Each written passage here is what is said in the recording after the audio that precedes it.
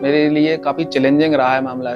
परिवार की स्थिति एक और ऐसी थी कि पिताजी असाध्य रोग से पीड़ित थे, कैंसर जैसी बीमारी से। न्यूज़पेपर का काम किया करता था, तो न्यूज़पेपर के काम के साथ-साथ मैं अपनी पढ़ाई कंटिन्यू कर रहा था।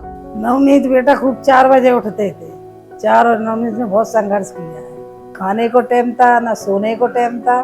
एक दिन न्यूज़पेपर के काम कर रहे थे, पैम्फलेट के थ्रू हम देखते हैं कि गैलेक्सी का एडवर्टाइजमेंट निकला हुआ है। जब 3 दिन की डेमो क्लासेस में जाके हमें ऐसा फील आता है कि ये काफ़ी बेहतर मतलब हमारे लिए एक अच्छा ऑप्शन हो सकता है। काम के साथ साथ पढ़ाई में भी विशेष रूप से ध्यान दिया, तो उसी का परिणाम है कि आज यह जीवन में सफल हुए और सहायक अध्यापक के रूप में जिला जालौन में ही अपनी सेवाएं दे रहे हैं। स्क्रीन पे लिखा हुआ आता है कि कांग्रेचुलेशन यू आर क्वालिफाइड। तो मम्मी पापा भी काफ़ी खुश होते हैं। हमारे घर की आर्थिक स्थिति में सुधार आ गया है।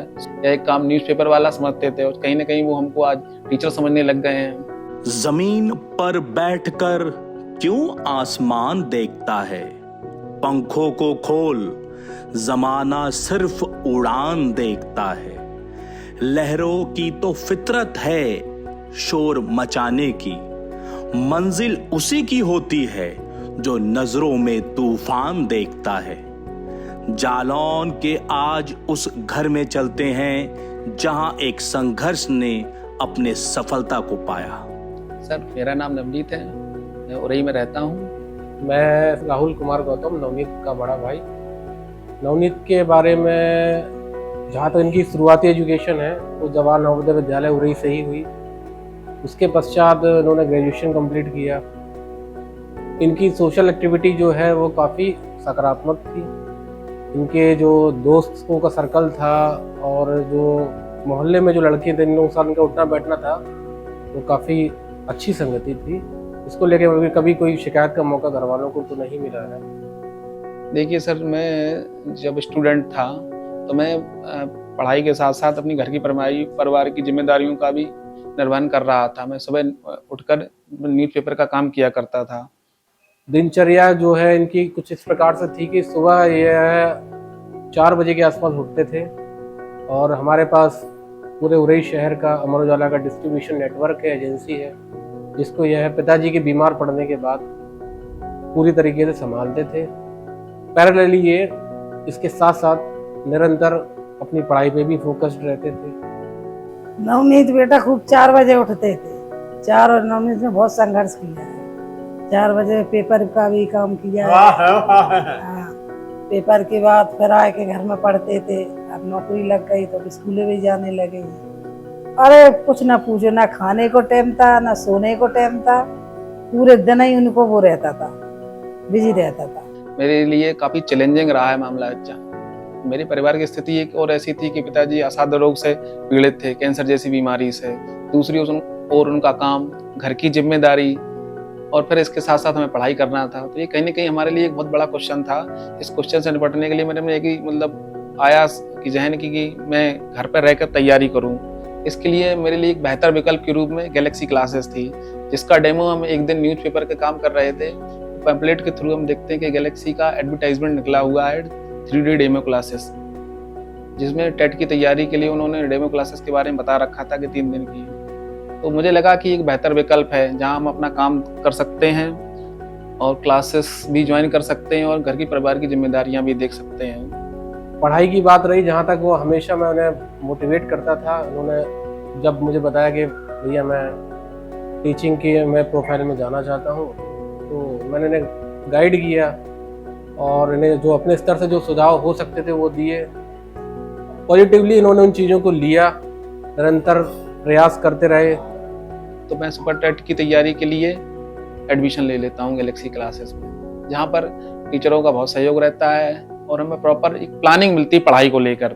प्लानिंग ऐसी कि क्लासरूम प्रोग्राम था जहाँ प्रॉपर क्लासेस चल रही हैं। इसके बाद एक प्रॉपर टेस्ट सीरीज हो रही है जहाँ हम अपनी मार्किंग अपने आप को एनालिसिस कर सकते हैं कि मेरे मार्क्स कैसे आ रहे हैं।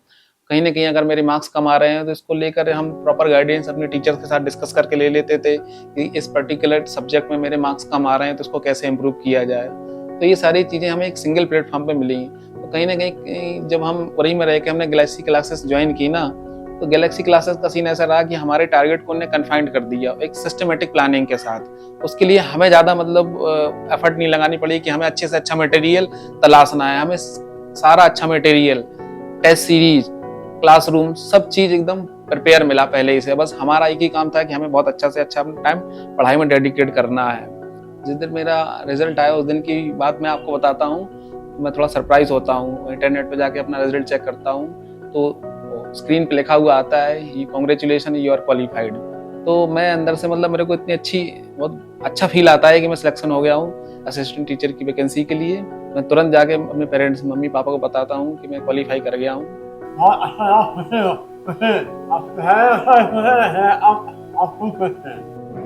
तो मम्मी पापा भी काफ़ी खुश होते हैं। फिर मैं अपने बड़े भाई को, जो उस समय घर पे नहीं थे, उनको फ़ोन करके बताता हूँ। वो भी शिक्षा विभाग में पहले से ही अध्यापक थे कि मैं क्वालिफाई कर गया हूँ, तो उनको भी काफ़ी खुशी होती है। शाम तक कई सारे दोस्तों का फ़ोन आता है, तो सब पूछते हैं भाई क्या हुआ। सबको बताता हूँ कि भाई मैं क्वालिफाई कर गया हूँ। तो पूरे दिन मतलब अच्छा माहौल रहता है, अंदर से अच्छा फील आता है कि हम कहीं क्वालिफाई किए हुए हैं और लोगों को बता रहे हैं पॉजिटिव रिजल्ट कि हमने पढ़ाई की और हम फाइनली सक्सेस हुए हैं। कुल मिलाकर एक शब्द लाइन में कहना चाहूँ तो उन्होंने काम के साथ साथ पढ़ाई पे भी विशेष रूप से ध्यान दिया, और उसी का परिणाम है कि आज यह जीवन में सफल हुए और सहायक अध्यापक के रूप में जिला जालौन में ही अपनी सेवाएं दे रहे हैं। जब मेरा सिलेक्शन हो गया उसके बाद हम देखते हैं कि जो हमारी सोशल कनेक्टिविटी बढ़ गई है, ठीक है, हमारी घर की आर्थिक स्थिति में सुधार आ गया है, सोशली लोग एक्नॉलेज करने लग गए हैं हमको, और हमारी बातों को लोग अब गंभीरता से सुनने लगे। जो कि जब हम सिलेक्शन नहीं हुआ था, जब हम स्टूडेंट थे ना, हमारे प्रति जो नज़रिया था वो हम कहीं ना कहीं पहले स्टूडेंट लिया करते थे या एक काम न्यूज़पेपर वाला समझते थे, और कहीं ना कहीं वो हमको आज टीचर समझने लग गए हैं, मार साहब कह के बुलाने लग गए हैं। ये थोड़ी स्थिति में तब्दीली हुई है। हमें अपने टारगेट में, अपने एम में सफलता मिलती है तो हमें याद आता है कि हमारे साथ कितनी चैलेंजिंग समस्याएं थी, जहां हमारे पापा की असाध्य रोग कैंसर जैसे बीमार से पीड़ित थे। अपनी माँ को देखना, अपने घर परिवार को मैनेज करना, और इन सब मैनेजमेंट के साथ साथ अपनी पढ़ाई को मैनेज करना, जो मैंने एक ही साथ 1 साल में किया। और फाइनली आप रिजल्ट आपके सामने है कि आज आपके सामने बैठ के इंटरव्यू दे रहे हैं। अब चूंकि वह काफ़ी कम उम्र में ही शिक्षक बन गए हैं, सरकारी सेवा में आ गए हैं, पिताजी भी कैंसर की बीमारी से जूझने के बाद अभी उनकी सेहत में सुधार है काफ़ी।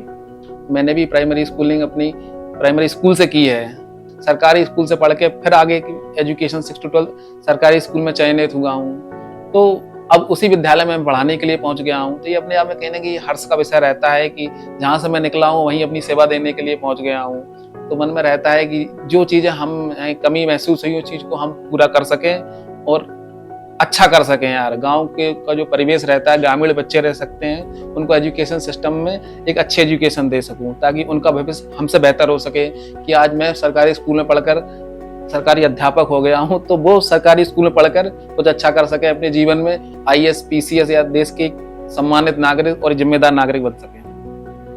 उन लोगों के लिए कह रहा है सर्वप्रथम कि आप एकदम पढ़ाई नियमित रूप से करें, अपना एक शेड्यूल बनाएं पढ़ाई के लिए। और एक कहावत है अंग्रेजी में, success does not come from comfort zone और हार्ड वर्क इज अ की ऑफ सक्सेस। तो इन 2 चीज़ों का विशेष तौर पे बड़ा ध्यान रखें। और सबसे बड़ी बात है कि अपना धैर्य न खोएं। तो उसके लिए यही कि कड़ी मेहनत करते रहें, और जो भी जहाँ से भी उनको अच्छा हो सकता है उनके जीवन में, है कोई कोचिंग संस्थान है या कोई अच्छे YouTube चैनल्स है, जहाँ से भी वो अच्छा कर सकते हैं जीवन किसी भी पहलू से, उसको इम्पोर्टेंस देनी चाहिए और उसको पूरा करना चाहिए, ताकि उनको जीवन में बेहतर रिजल्ट प्राप्त हो सके। अपने हौसले के बल पर हम अपनी प्रतिभा दिखा देंगे। भले कोई मंच ना दे हमको, हम मंच अपना बना लेंगे। संघर्ष से सफलता की इस कहानी को गैलेक्सी क्लासेस के तरफ से हार्दिक बधाई।